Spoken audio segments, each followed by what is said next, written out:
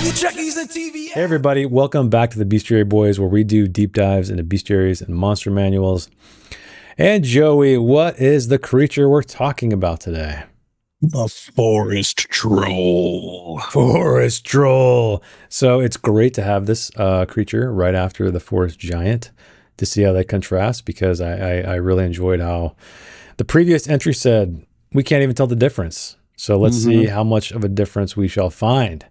But it begins with a quote, and it says, "Imagine mixing fish guts with butter, stomach acid, pine needles, and various forest herbs. Then you leave the mixture out in the summer sun for a week. There you have it, troll odor." And this is by Alori Hella, experimental alchemist. So these trolls, dare I say, stink quite a bit. Yeah. Sounds like it. Let's see what they look like, though. We know what they smell like. So looking at this artwork from David Brascala, we get a great sense of scale, of course, because there's a little goblin under the foot of this thing. But it's, it's got a club. It's got some horns. It's got some floppy ears that look a lot like my dog's ears. It's got a bulbous nose. It's wearing a necklace with, I don't know what those are. It looks like teeth and some other thing. Those are navel stones. Navel stones? Yeah. Okay. Clearly. That one in the center is definitely a navel stone. That's why they're so stinky. Ah, I see. Yeah, because its belly button isn't quite as massive as I would expect it. It actually doesn't have quite as big of a belly as I've expected. Yeah, it looks pretty Well, here we are. it's like dad bod fit. Yeah, it's kind of dad bod. Yeah. What it does have, though, it's got some nips. It's got some nips going on, some healthy nips. It's also got some nice quad action, but kind of small calves.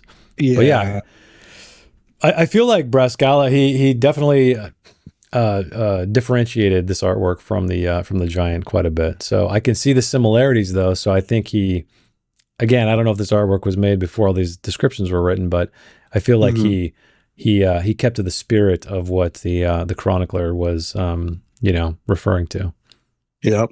It's very interesting that, clearly these creatures are being presented right up as being like foul. Yeah. But looks like they don't side with the Nightkin. They definitely, the hell out of Nightkin. They definitely don't.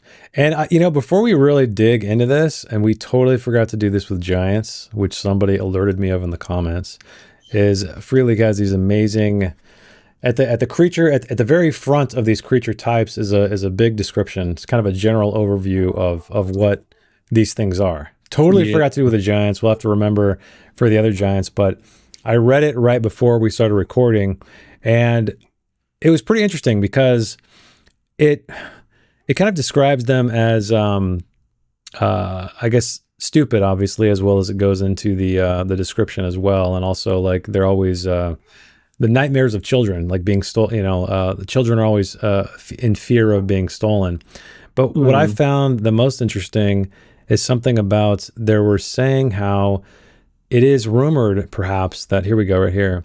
So this is Wolfert of Ditchwork, or Dimwit in quotes, according to his detractors, was onto something when he claimed that many of the world's ancient artifacts were actually crafted by trolls rather than elven, dwarven, and human master smiths. So I think that's kind of a cool, whether or not it's true or not, it's an interesting twist, because I feel like we just often think of trolls as these like big, stinky, stupid beasts that are just hungry all the time.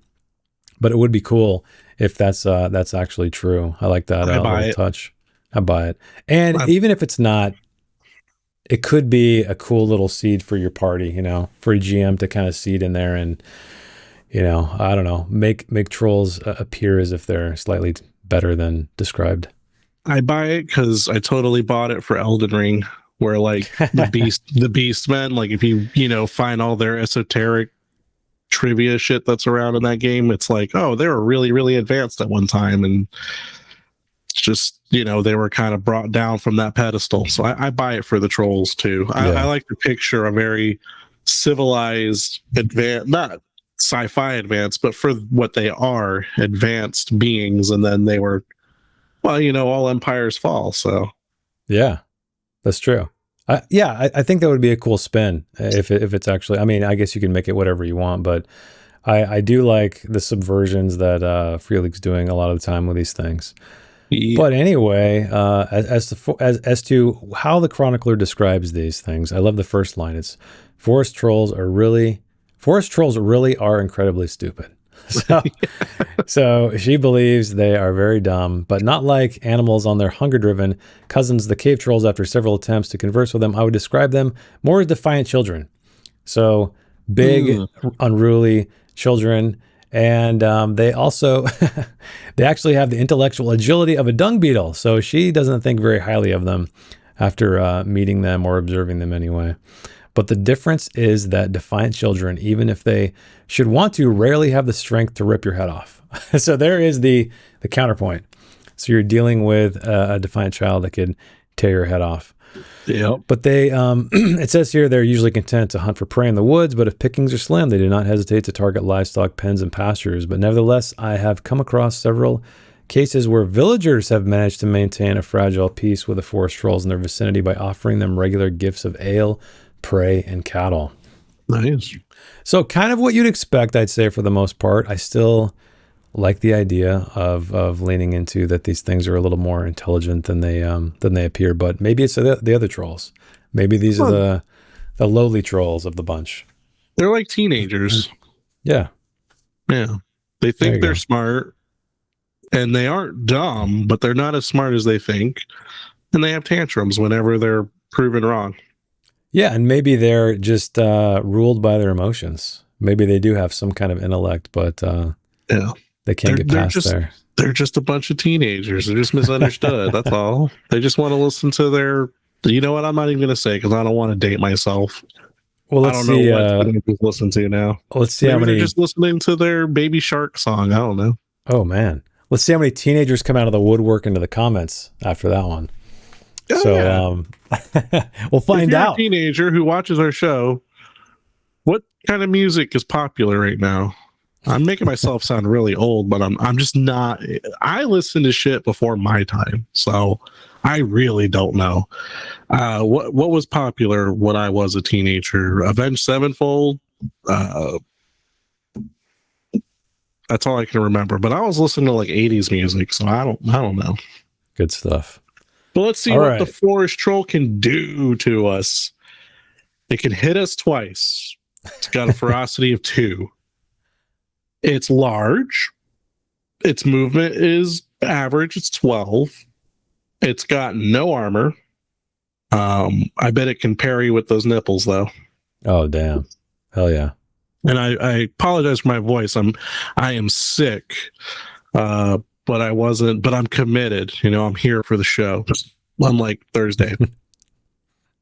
HP 44, which is a nice, even number, Solid. I'm constantly thinking of these in comparison to the giant, and the movement's slightly less. HP is slightly less. Size is the same, though. Yeah. And boy, do they have a lot going on. So I looked up the other trolls, and they have the most going on. They are impulsive. They're impatient. They rarely think before they act, which I like. I would love role-playing that as a GM.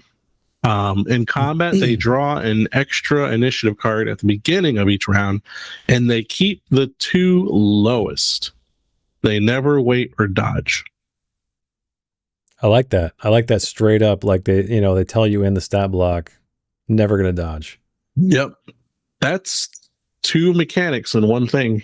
Draw 2 initiatives. Yeah, it's funny. I don't think I've ever had a monster wait either, but that's just my choice. I've never thought about doing that. Yeah, true. They are greedy. Forest trolls love collecting anything that glitters. Their lairs are filled with gold, silver, copper, amber, and gems of all kinds. The more treasure it hoards, the more status a forest troll enjoys among its kin. All right, so now we know that they do meet up and talk about what they got. That's interesting. That gives me an idea for an adventure. Pardon me. This also means that the troll may fall victim to its own greed and be induced to spare an opponent if gold is offered in exchange. Bartering roll. Nice. They are sensitive to sunlight. So when direct sunlight is on them, they suffer D6 damage per round and they cannot regenerate. That's a big deal. A troll that reaches 0 HP because of this is turned to stone. Dense foliage, a thick layer of clouds, or full cover clothing are enough to avoid the effect. So, and we know that, I mean, this one doesn't wear much clothes, but doesn't mean others wouldn't if they had to go through the day. Yeah, I like the mechanics of that because it's not just, hey, trolls go out into the sunlight and they turn to stone immediately. It's almost like it's a whittling their hit points down to 0 before they do. Yeah. They have generation. A forest troll automatically heals D6 HP per turn in combat unless it has reached 0 HP. Illusion. In a forest, the forest troll can blend in with its surroundings at any time, making it invisible as long as it stays still. To anyone looking at the hidden troll, it appears as a large moss-covered rock or a fallen tree trunk. That's cool. I like that. That's very similar to the forest giant. However, it gave us these other cool little descriptors as far as what they might appear as. Yeah. And then last but certainly not least, the overwhelming stench. Forest trolls reek of musty old forest and damp rotten wood. This is one of the best ways to detect them, but also means that anyone who comes within 10 meters of a forest troll must make a con roll, not an action, to avoid being dazed. They definitely teens. Yep. Stinky teens. I like everything about the forest troll, and I wish some other monsters got the same treatment that this troll got. Kind of like, I know people, there was a lot of downvotes on it, but here I am hating on the blood demon again. I wish the blood demon had a little bit more going on with it than what it had, and I think some creative ideas like this would have been, I don't know. I'm just going to talk shit about the blood demon until forever. I'm sorry. Yeah, I mean, speaking of that, it is interesting to note that I have noticed going through this book that there are some creatures that kind of surprise me. You can tell that whoever was writing it at the time was really trying to put their all into it and not just make it a typical what you'd expect, troll, dragon, whatever it might be. But then others, some of the others are just kind of shrug, just what you'd expect. It's not so bad where I feel like, because I can't name any examples off the top of my head, but I've read monster manuals, I've read just tabletop books in general where it's like, oh, I could tell you really liked this, but I can tell you hated this, or I could tell you spent time on this and you had like no time at all to finish this up. It still feels balanced. So it's not like super overwhelmingly like, oh my God, they really hated, blood demons. No. I just think I think they did do the best with what they could with all of these entries. It's a very solid book. Yeah. So far. But now for the attacks. First one is uprooting. It grabs a tree, yanks it from the ground. It's going to, hit you with it. It can hit 2 victims within 2 meters of each other, and they will suffer 3d6 bludgeoning damage, and each are knocked down. Then they have the Troll Blade. A monster draws a sharp stone knife from its belt and slashes at an enemy. The knife inflicts 2d8 slashing damage and automatically hits a gap. Armor has no effect. That's pretty deadly. I'm kind of surprised because it's such a big creature that doesn't seem particularly agile. Yeah, like it's got some serious finesse. Yeah, exactly. And it's trying to hit a really small target. But nonetheless, pretty cool. Rotten Breath. The forest troll blows its foul breath at an opponent within 4 meters. The victim becomes sickly and must succeed with a con roll. Now with a bane or lose their turn in the round if it has not already passed. So that would be sucky. Lose your whole turn. Yeah, from stinky breath. Number 4 is Sinkhole. The troll lures a victim within 10 meters into a sinkhole that suddenly opens. The victim must succeed with an acrobatics roll to climb back up. So it just happens, and you gotta. That's. How do you feel about that? Athletics. It's kind of weird, though, right? It's such a weird attack. It's like you're in the middle of combat, and then the troll's like, "Hey, come over here," and there's a hole there. Yeah, it is a weird attack. I don't. That seems like what do we got? And they just did that. I would probably change that attack. Do you think it's because they have control over the ground itself? I mean, nothing in the description really made it feel that way, but the way this is described, it definitely, because it says into a sinkhole that suddenly opens. Well, so it's almost like maybe they just have knowledge of the space, the area, right? And then right. I don't know. If I wanted to really force it to make logical sense, I would skip this. If I rolled sinkhole, I would skip it. I would just re-roll until I got uprooting first, because then uprooting the tree would kind of make a sinkhole possibly. So if I really wanted to make it, yeah, it kind of disturb the integrity of the earth and stuff. I really love uprooting. I didn't mention it earlier, but how it's such a cool surprise attack, like an opener, right? Like imagine you smell this foul thing, you're sitting there walking through the forest or something, all of a sudden the tree like rips up and then there's a big troll wielding it. Yeah, that'd be a cool first attack. Number 5, stomping attack. The troll stomps wildly. All opponents within 2 meters. Mm-hmm. Oof. It inflicts 2d6 bludgeoning and knocks the victims down. This sounds like a toddler. Sounds like a little kid, like with a temper tantrum stomping. It does. But it's like a big ass temper or a big ass toddler. And then last we have bludgeoning club. With its club, the forest troll aims its strongest blow at an opponent. The victim suffers 4d6 bludgeoning damage and becomes dazed. Gnarly. So that's pretty bad. Yeah, I felt like I feel like the description of this troll was more or less what you would expect, but man, they put a lot of work into the attacks and the abilities and the block. Like I feel like there's so much gold to unearth with all that stuff, because it's super creative, I feel like. And as tough as they're going to be, they did, preset the expectation of you're going to be rewarded pretty well. These guys like to keep a good treasure hoard. So definitely. that makes discovering one and then deciding to continue to hunt it down worthwhile, which I like. Definitely. I like when they make hunting a monster worthwhile. Yeah, for sure.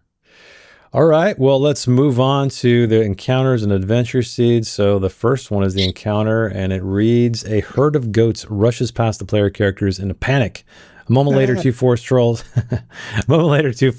come stumbling along, clearly intent on a filling meal. If the characters let them pass, they will continue their hunt. This is very similar to, was it the fire demon, I believe, where they're kind of just wreaking havoc, and it'll just keep going unless the players intervene. So similar in that regard. But then if they're stopped, the troll gets angry, shouting and growling at the characters to leave them alone. Unless the forest trolls are appeased with food or gold, they soon become furious and decide that the characters will have to do for supper. So how you feeling about that one? I don't know. Pretty straightforward, pretty standard. Straightforward, standard, but could be fun. Just put a character in there that's like Billy Crystal from City Slickers or something. He's involved. Make it interesting. I don't know. My brain does the weirdest things. You read that out, and I'm like, yeah, City Slickers. Yeah, I don't even remember that movie. I just remember it exists. And you remember Billy Crystal's in it. That's about it. Yeah. But on the adventure seed, we have a group of forest trolls have ambushed a squad of soldiers transporting a priceless crown to the summer residence of a noble family. The crown and a number of other gold items are now in the hands of the trolls, and the player characters are hired to retrieve them. But when they find the trolls, unfortunately, it turns out that the crown has been given to Hakla, the local troll shaman who proudly wears it between her horns. To further complicate matters, the shaman has enlisted a group of forest trolls to raid the noble family's summer castle. Will the characters manage to steal back the crown and or deter Hackla from her plans? No, they're fucked. They're Like, fucked. no, they're fucked. How many trolls? Probably a good number. Yeah. And that's not an adventure seed. That's a death sentence. Yeah, it would be fun It's a great to adventure seed though. yeah. I like it because it's got two prongs to it. I think it would have been cool to either give a number or a recommendation of how many trolls based on maybe the party size, or if it were like a die roll.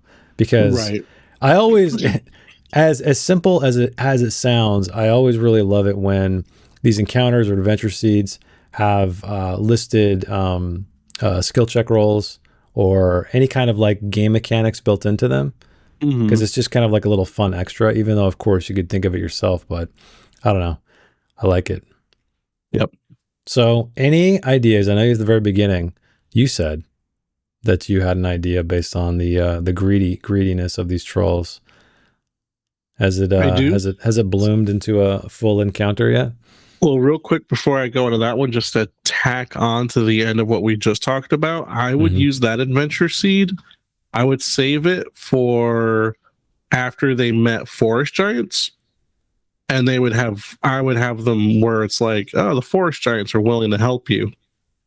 So you can get a forest giant, forest troll fight at the castle. That would be awesome. Put on like Ballroom Blitz in the background and let them fight it out and be part of the action. But that was all I wanted to say about that part. Yeah, I would love to use the, I don't want to say, I guess, mild confusion of the troll versus the giant in an adventure.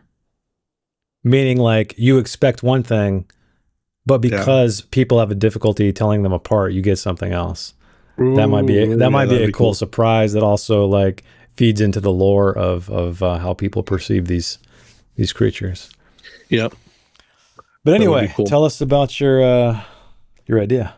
So I would have a forest troll, maybe even like 2 or 3 of them, who actually hire the party. And here's the thing, just so you know about what kind of GM I am, I just wait for things to make sense or opportunities to come up. So if I had a group of adventurers who have been doing a good job of looting gold, collecting treasures, maybe even stealing it, then they would get a letter, a horribly smelly letter, poorly written. Like the letters are too big. And it would just be like, meet us at, the Wispy Woods for a big job. And when they get there, they meet these 3 forest trolls, and they're like, yo, we know where a dragon is keeping its hoard. And we want in to get it, and you can get your big cut too. But it's, maybe it's an adult dragon. I forget, we haven't covered all the dragons. So assuming like it's an adult dragon, I think 3 forest trolls and a party of adventurers could probably have fun with. The quest is we're going to go into this dragon's lair and steal all of his shit and possibly slay him. Aim of getting shiny shit. That was the idea for how, because they're so greedy, they would be dumb enough to be like, let's kill a dragon. Well, I like using them as kind of hirelings to a degree, right? As well, not just monsters to fight, but creatures to work with. I like the I like the letter where it'd probably be all phonetically spelled, and then also like backwards letters here and there. And and then if you really wanted to be mean, depending on how the party treats them, if they're like good to them and there's like good role play where the party's like kind of accepting this partnership with the trolls, then maybe they actually legit have some allies. But if they're kind of shitty to them, and because they're emotional creatures and ill-tempered, maybe if they do succeed in killing the dragon, well, now they have to fight 3 trolls too, because the trolls are like, you know what, you're little shits. Well, and also like they don't appear to be very intelligent based on the observations of the chronicler. So you could always phrase it in such a way or pose it in such a way where there's a lot of logical holes into what they're telling you, to Yeah, where it doesn't take a player character of average intelligence to not be able to see through this charade in a way too, because maybe they think like they're being clever, tricking this right. party or coaxing them into doing something dangerous, and then like gonna using them essentially, but then because they're not so intelligent, you could probably easily or even work them against each other. That might be kind of funny too. You start making deals with one of the other trolls, because they Yeah, seem to not really, maybe I missed it, but I didn't see anything about them typically being banding together often. They almost seem like just loners wandering around doing their own yeah. It thing in a looks way. they get together just to show off their cool shit they've collected, Yeah, and that's about it. And then exactly. they that's probably their whole thing is, 5 or 6 trolls come together and they're like, look at all this shit I got, and that makes the other ones jealous, so that just drives them to be more greedy, and that's how this hateful cycle of greed continues. But Do what you if ever? what if oh go No, ahead. no, go ahead. Go ahead. No, go ahead. Let's say, what if the forest trolls are like Charlie Gordon? What Who's if that? I don't even know from who that is. Flowers from Algernon? Oh, okay. What if they Okay. were Okay. in advance? Like, maybe if they were more advanced, and maybe there's some kind of curse that makes them dumber, but they remember when they weren't, and that's what pisses them off so bad. I mean, If that you've would never make, read Flowers for Algernon, read it. It's a yeah, it's great. really it's a great book, but there is a 50-50 chance it will make you feel like maybe you're dumb, because it made me feel that way. I was like, as the older I get, I remember like being, just the older you get, the less your brain does. Yeah. Like it doesn't learn stuff as quick anymore. So when I read that book in middle school, I'm now in my 30s and I'm like, oh shit. It's just like Flowers for Algernon. It just isn't happening in a few days. It's over the years, but dang, it's a good book. Read it. Yeah, Sorry. it's great. No, no, no worries. It's a good side tangent. I was going to ask you, do you ever use the beast lore role to give players information about creatures? Because All we the time. always, okay, you do? Because I've done it in the past, either just of my own accord or when it's called on in one of the campaign adventures, like to give certain, Yeah. like I think I gave you some beast lore roles to like notice a certain behavioral pattern or a weakness of a creature or something like that. Mm-hmm. But I just wonder how much in role play it should be given to the dice. Because sometimes, when we're playing or any game, people are either I feel like more engaged with the fiction and the Right. role play. And Yeah. then sometimes they're more like a little more generalized and Mm-hmm. asking fewer questions. And I think that's sort of where I get stuck. It's like, do I give them the role or do I make them? Because my favorite thing when as being a GM with the players is when the players are role playing, and Uh-huh. then that to me, or that gives me the idea to give them a role Right. or not. Right? If there's some stakes or something, I'll give them a role, and maybe I'll give them a boon. So I think in the last session of Dragonbane, the guys were like coming up with creative ideas in combat, and so I would give them bonuses to Right. it. But so Yeah. I just always thought about that, because sometimes I feel like, oh, am I just giving away too much about this creature with a basic role? Mm-hmm. Like, am I offering it up versus it just feeling like a natural occurrence within the events as they unfold? But I don't know. So that's a very good point. And with my GMing style, I don't ever just give them a role. Like, because once my players, read in the handbook pretty much that like beast lore roles are for possibly finding out weakness on monsters. When we first started playing this game, some of the players are like, I just want to roll a beast lore. And I'm like, okay, it's not going to work that way. We're not just going to roll for a beast lore. And they'll be like, well, why? And I'm like, well, because you gotta find it, It's not just going to materialize into your head. Like if you tell me a tabletop RPG called uh, Mouse Smut and Bunny Butts existed, right? I'm not going to automatically know how that game works. I know it's a tabletop role playing game because you told me that, but I don't know how it works. But if I pick the book up and I start reading it and I'm like, okay, I understand advantage, disadvantage. I understand modifiers. I understand this. I'm making my tabletop role playing lore check to see how much I grasp onto immediately. So if they're fighting a giant spider and they're like, I want to do a beast lore on a giant spider, I ask, where are you going to collect that from, possibly? Because you don't just know it.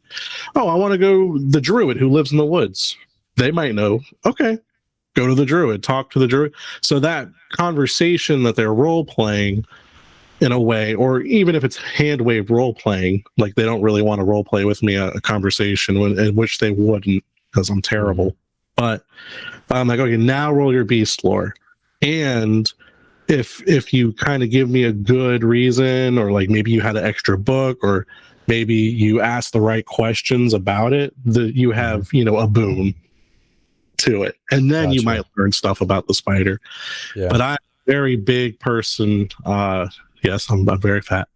But I'm big on not just giving them roles for the sake of it. I want them to make the roles make sense, which sometimes they love.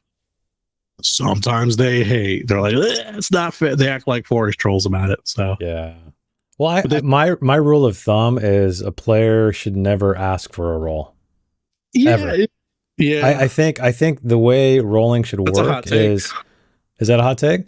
That's a hot take. I think that's a hot take. Okay, we'll talk about it on our next video. But the reason being is I feel like when you bring mechanics into the actual like game itself in that way, like can I just get a Myths and Legends? Right. It's like, to me, that's laziness. That's not actually playing the game in the spirit of what the game is supposed to be. It's like if somebody is creative enough to, without rules, right, saying, all right, here's what I'm doing. I'm going to do X, Y, and Z, and basically describing an action. And then I'll say, shit, that's clever. You know what? I'm going to give you a beast lore roll because you're really paying attention to how this creature is fighting or whatever it might be doing, or, or on top of that, I think too, it depends on the background of the character. Like if it makes sense for a character to have knowledge of creatures, like I know, for instance, it was Gideon from our last campaign. He was basically like a monster hunter, and he chronicled all of the monsters that he found. Yeah. So it makes sense for him to be able to discern things from creatures like that. But some rando who's like, I don't know, been living in a city their whole lives, and maybe like just like a common thief or something, they're probably not going to just get a random or an automatic beast lore roll on like a chimera or something, unless there's some kind of. That's why I'm always trying to push the players to like, well, tell me, why would you think you know that? Or give me something. Kind of like when someone says, oh, I want to help someone do something to get a bonus. Yeah. Like I've noticed that in play happen numerous times, even with our games. And I'm like, well, how are you doing it? Tell me what you're doing, how you're doing it. And does it make sense in the fiction? If it does, then yeah, I'll allow it to happen. But I feel like a lot of times players, especially when they play a game for so long and know the rules well enough, they just start asking for rolls. Or they start generalizing too much. It's like, so for instance, in Dragonbane, they always say, only roll a spot hidden roll if people are generally searching. If they're searching in the spot where this thing is, let them have it without a roll, right? And so there are instances where I often find myself questioning, like, 'cause it's really easy when you're like, oh, is there stakes involved? Sometimes there's not always stakes involved, like with a beast lore check, right? Right. Sometimes it's like, I'm just trying to gather information for something. Yeah. Right. So it's like, does it require a roll? Does it not? I don't know. But anyway, I know that's a long tangent about when to ask for rolls and not, but I will typically stop a player who asks me for a roll and say, well, what are you doing? Tell me what you're doing. Yeah. And then I'll tell you if it requires a roll. Because shit, man, sometimes it might not even require a roll. So Yeah. why are you making it harder on yourself, right? You could get a freebie by being creative versus straight up asking for something that you're going to be, at the mercy of the random dice. So Because we're simple and we just want to roll the rocks. That's why. yeah, I know rolling is fun. That's a whole other story, which might be a hot take. I don't know. That's one thing I've thought about often is about when to roll versus when not rolling, and it was very reminiscent and caring because Jessica told me, and I know we're going way off topic here, but I'll make it brief. She wasn't a huge fan of that game because there wasn't a lot of rolling, because she likes to roll dice. Yeah. But I get mechanically and design wise why it makes sense to only roll under certain circumstances, but also some people just like to fucking roll dice. It's a game. Yep. So why are you taking that away? So anyway, I'll end it there. But I guess no submissions this week, so we're not going to have a viewer showcase, unfortunately. But if you'd like to send us something, email us archivistofadventure@gmail.com, or you can join our Discord server, DM me, DM Joey, drop it on the server. We'll get it up there, or if you want it to be private, send it to us through DMs. And we will feature it, whatever it may be. It doesn't have to be art, it can be anything at all related to the creature. But the last section... It can be a lewd dragon. A lewd dragon? It could be lewd even. Remember when we got that one for the adult dragon? Oh, yeah. Yeah, that was hilarious. I forgot about that funny. One. It could be anything.